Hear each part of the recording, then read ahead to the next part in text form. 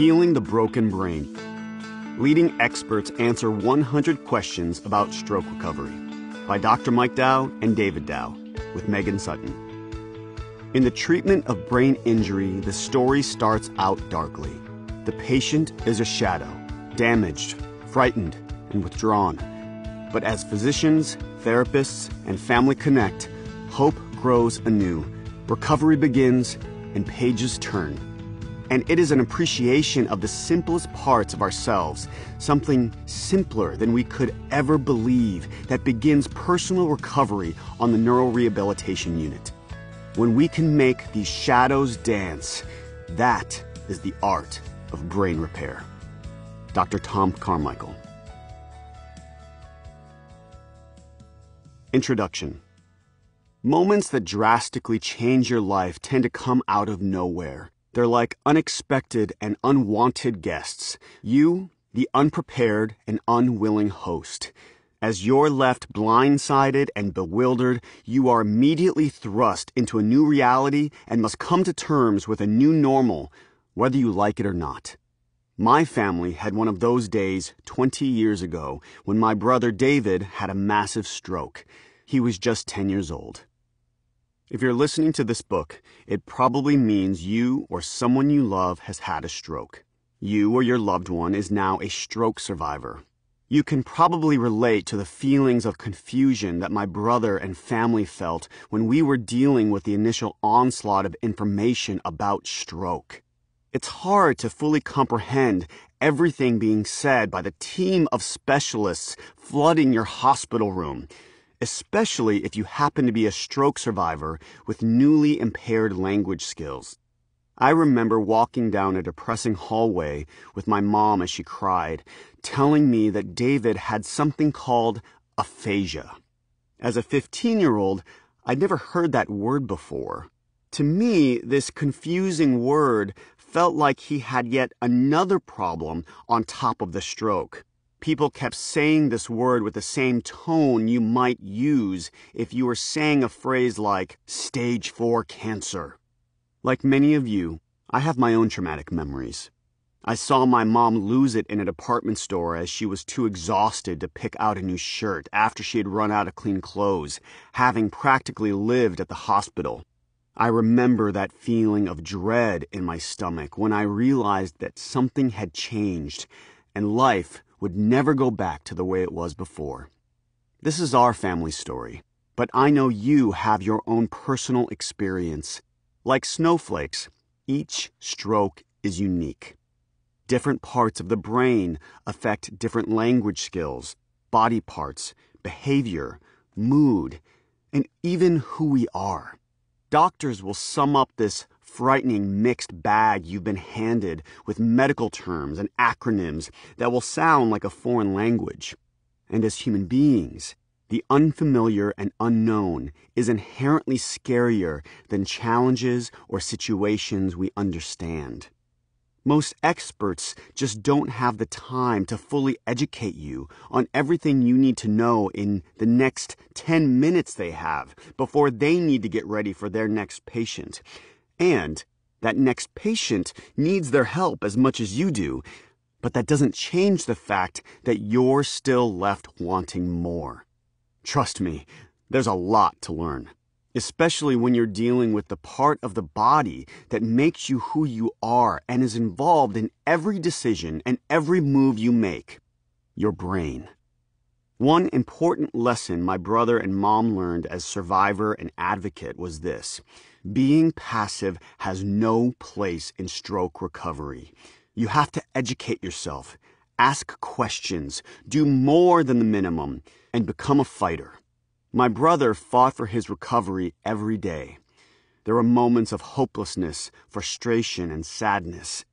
I know mourning his old life and coming to terms with his new normal was a seemingly unbearable experience at times. This pained me so much that I often coped by just trying not to think about my brother's condition. After all, I was attempting to be a normal kid in high school. It was just too hard. As I lay in my bed in our home, and as he lay in his in a children's hospital, I knew we were both wishing for the same thing, to be normal again, and for everything to just go back to the way it was. How do you make sense of something so painful? How can you keep the faith that good things happen in the world when everything feels so bleak? Well, let me tell you a story about my brother that may help break up a few of the clouds hanging over you today. David recently had an appointment with a new neurologist. The doctor had my brother's brain scans in hand when David walked into his office for the first time. "You're David Dow," he said. "You can't possibly be. You shouldn't even be walking into my office."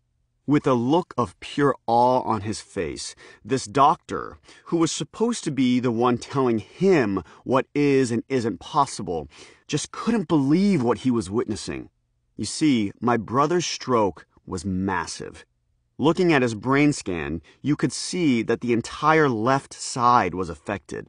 How did my brother beat the odds and exceed all the doctor's expectations? How did David become the one showing this doctor what was possible? One step, one letter, one sound, one movement, one session, one challenge, and one day at a time for 20 years. His therapy wasn't confined to hospitals because for David and all stroke survivors, recovery fills every day and every moment of life after the stroke occurs. But I can confidently say that dark skies do give way to sunshine. David is not in a nursing home as they told us he would be.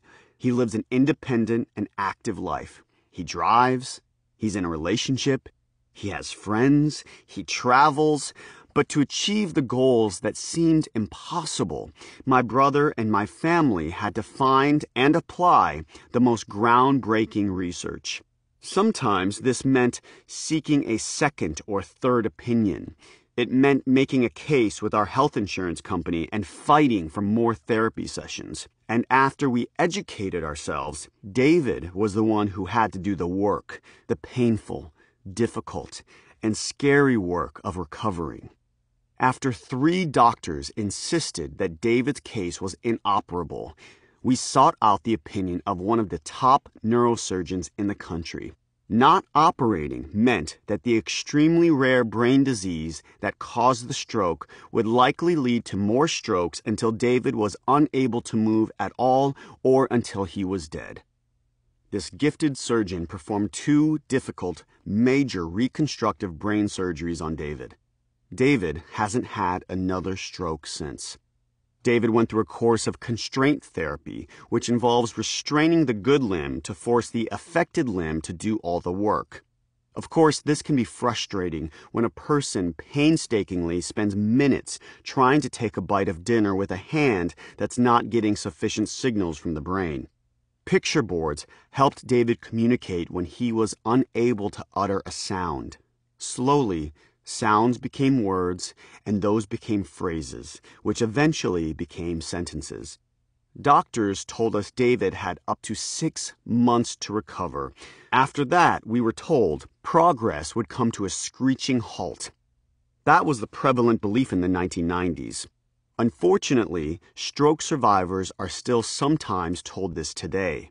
Don't believe this myth.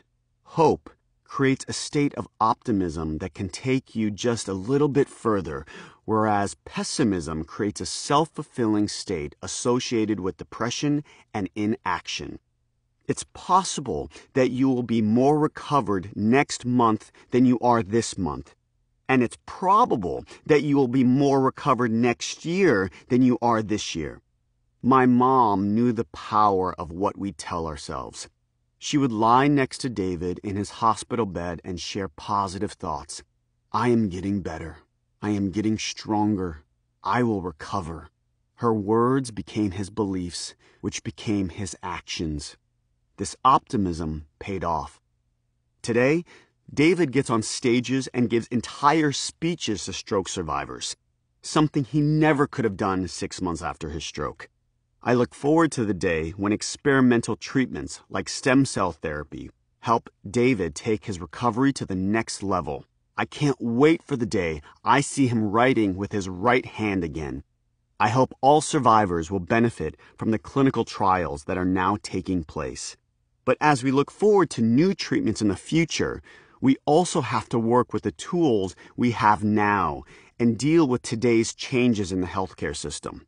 A stroke survivor today will not receive the number of hours of insurance-funded therapy my brother received decades ago. The limited hours of therapy a stroke survivor gets today are, of course, helpful, but they probably won't get the person to where he or she would ultimately like to be. Other things have changed for the better. Technology can pick up where health insurance leaves off. In fact, our co-writer, Megan Sutton, is the creator of the Tactus Therapy apps, which utilize clinically proven speech therapy principles in exercises to do at home, on a tablet, or phone. This technology wasn't available 20 years ago, when it would have been extremely useful to David. But these apps are something my mom and brother highly recommend to members of their aphasia support organization. What does all this mean? It means your true therapy has only just begun when you finish your last formal session of speech, occupational, or physical therapy at the hospital. Your life becomes the therapy. What will you do with it? Will you isolate yourself in front of the TV all day? Will you let your frustration make you give up and throw in the towel? Or will you decide to take a few more steps today than you did yesterday? Will you use your speech therapy app for another 15 minutes? Will you reach out to old friends while making new ones? Will you go out in public and make your best effort even when it feels hard to do so? These everyday decisions are important because when it comes to the brain, it's use it or lose it. Figure out simple ways you can use yours today. Every conversation you have is now speech therapy. Every step you take is physical therapy. Everything you do that challenges you is now therapy because these activities challenge your brain, and by doing so, your brain has the ability to change itself. You'll hear about this concept of brain regrowth and rewiring called neuroplasticity over and over again throughout this book. Decades ago, scientists believed that the brain stops growing in early childhood, but we now know the human brain has the power to create new brain cells throughout an entire lifetime, as long as it's properly challenged. What this means for stroke survivors is that while there is usually more rapid recovery in the months following a stroke, it's possible to continue to make gains for years. So whether a stroke occurs at 10 or 70, there is an opportunity to rewire and regrow cells that can help you reach the next level of your recovery. My brother and I were called to write this book in order to become guides for those of you who would like to join us. We know what it's like to be confused and alone. We know you have questions, lots of them. So our goal here is to provide you with a roadmap. This book is packed with information from the leading experts in stroke recovery. We believe that it won't just educate you. It will also provide you with hope for what's possible for you or your loved one. My brother's story will infuse you with a shot of faith when you need it most. You'll be equipped with the knowledge of what to do as well as some of the best ways to execute the next steps. I also hope that somewhere down the line there will be some purpose, meaning, and sense-making that emerges for you personally. At 15, I never could have predicted that the compassion and emotional depth I gained from David's journey would somehow blossom into a deep desire to help others.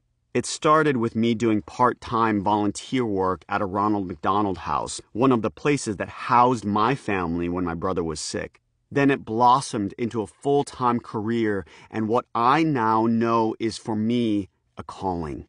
I got a master's and doctorate degree in psychology. I became obsessed with the integrative strategies that help the brain heal itself, such as taking the omega-3 supplements my physician father made my brother take daily at a time when many people in mainstream medicine regarded them as snake oil and were touting low-fat diets for overall health. In actuality, the fatty acids found in fish oil act as the building blocks for your brain's cells and are crucial to neuroplasticity, and diets higher in healthy fats may be better for the brain than low-fat ones. These are just some of the many tools that can help your brain heal. I continue to seek out the newest developments in mental health, psychopharmacology, nutrition, exercise, experimental treatments, mindfulness, and even spirituality for their profound abilities to change the brain. These forward-thinking principles formed the foundation of my book, The Brain Fog Fix, which, looking back, grew out of my personal belief in the brain's incredible power to heal itself, as well as our uniquely human capacity to heal ourselves. While that book wasn't written specifically for stroke survivors, many of the principles described inside are universal. The modified Mediterranean diet I recommend, which helps a normal aging brain retain its edge and prevents dementia, is the same diet that can help stroke survivors heal. Cognitive behavioral strategies don't just help a person deal with a breakup. They also help a stroke survivor remain resilient through a frustrating day of speech therapy. It's not just stroke survivors who desperately want a better brain. We all do. And I believe this universal desire is what made The Brain Fog Fix a bestseller. As the quote goes, "When God closes a door, he opens a window." It turns out my window led me down an unexpected path with an outcome I never could have predicted. And I certainly never would have predicted that my brother and mom would go on to form Aphasia Recovery Connection, a nonprofit that helps other stroke survivors, and make it their mission in life. They now bring stroke survivors and their families together for support, online, on cruises, and in a residential boot camp. The lemonade you make from your lemons may be as simple as making new friends or taking the time to appreciate small victories and life's simple joys. Maybe the experience you've been through will come in handy when a friend goes through a similar experience and needs someone to talk to on a dark day. Maybe you'll have a new perspective on life as you realize what's truly important in this world. Let me tell you a little bit about how we wrote this book. David and I started by interviewing world-class experts. Hours of interviews were condensed into a vital and easy-to-understand manual for anyone who is fighting for their own stroke recovery or supporting the recovery of someone they love. This book is made up of 100 questions we knew stroke survivors and their families would want answered. David asked our experts questions that came from real stroke survivors. The questions start out basic, but then get more specific as we tackle different areas of recovery. For stroke survivors still struggling with reading comprehension, or for family members who are too tired to read long passages of information, we've summarized the takeaway points in simple language at the end of each chapter. Medical words are in italics so you can learn what they mean or look up more information. Key concepts are bolded for quick scanning.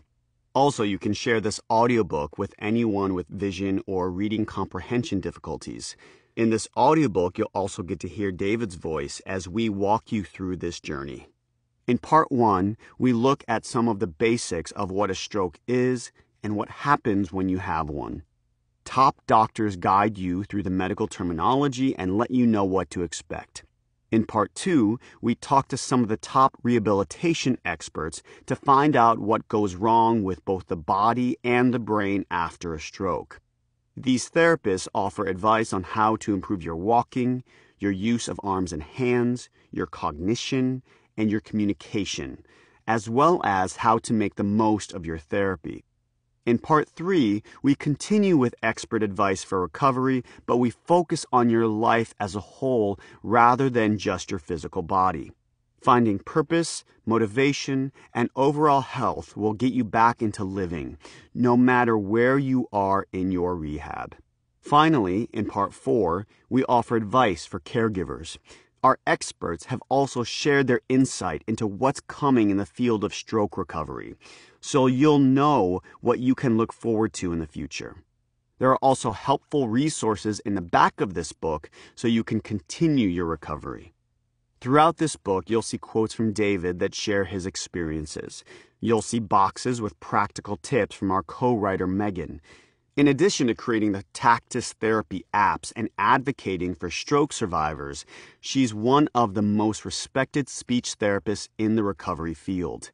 I've also offered my expertise throughout, giving you exercises and advice to help you heal.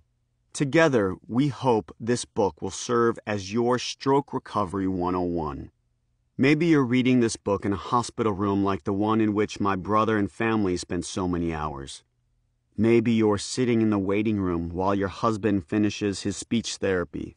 Maybe something in David's story will inspire you to work a little harder today. And maybe today will be the day you take your first few steps or get a little more movement in your hand. Maybe you'll realize that while it's okay to be sad, you are the only one who can make the decision not to give up, even on the days when you feel absolutely alone in this world. Wherever you are in your recovery journey, David and I hope that this book will help you understand that you are not alone. We hope that after reading it, you too will do everything in your power to heal your broken brain. A note from